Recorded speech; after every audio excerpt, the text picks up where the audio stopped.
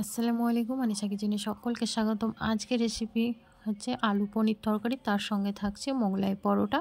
প্রথমে পনিরটা ভেজে তুলে নিয়েছি, তেলের মধ্যে দিয়ে দিলাম গোটা জিরা, একটা তেজপাতা আর কেটে ধুয়ে রাখা আলু, পেঁয়াজ কুচি, কাঁচামরিচ কুচি, লবণ, হলুদ, জিরের গুঁড়ো দিয়ে নাড়াচাড়া করে টমেটো কুচি আর হচ্ছে ভাজা মশলার গুঁড়ো দিয়ে ঢাকা দিয়ে দিলাম। আগে থেকে ময়দা মেখে রেখেছিলাম, ময়দা থেকে একটা লেচি কেটে নিয়ে পাতলা রুটির মতো বেলে নেবো।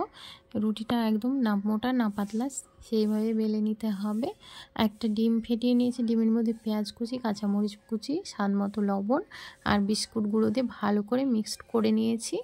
আর আপনারা যে কোনো বিস্কুট গুঁড়ো নিতে পারেন, তবে আমার হাতের মাথায় যেটা ছিল আমি সেটা দিয়ে কাজ চালিয়ে নিয়েছি। এবার এক সাইডটা দিয়ে দুই সাইড আমি এইভাবে তুলে দিলাম। আপনারা দেখতেই পাচ্ছেন আমি কিভাবে করছি, সেম আপনারাও সেইভাবেই করে নেবেন। তো মোগলাইটা আমি চারি সাইডটাও চেপে চেপে সিল করে দিয়েছি যাতে ভাজার সময় ফেটে না যায়। আগে থেকে তেল গরম করে নিয়েছি, তেলের মধ্যে দিয়ে দিলাম। আর গ্যাসের ফ্লেমটা মিডিয়াম টু লোয়ে রাখতে হবে, নয়তো উপর থেকে হয়ে যাবে আর ভেতরটা কাঁচা থেকে যাবে। এপিট ওপিট করে লাল লাল করে ভেজে এবার আমি তেল ঝরিয়ে তুলে নেব মোগলাইটা। আর এদিকে আলুটাও সেদ্ধ হয়ে গিয়েছে। আলুর মধ্যে এবার ভেজে তুলে রাখা পনির, কাসুরি মেথি, গরম মশলার গুঁড়ো দিয়ে নাড়াচাড়া করে নামিয়ে নেব। আর এদিকে মোগলাইটাও আমি কেটে নিচ্ছি।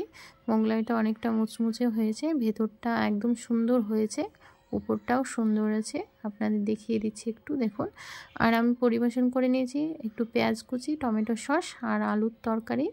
আলুর তরকারিটাও বেশ সুন্দর হয়েছিল। একবার এইভাবে আপনারা বানিয়ে দেখবেন, খুব অল্প তেল মশলায় কিন্তু দারুণ স্বাদ হয়েছে। আর মোগলাইটাও খেতে খুব সুন্দর হয়েছে, একবার ট্রাই করতে পারেন। ভালো লাগলে like, share, comments and subscribe করতে ভুলবেন না।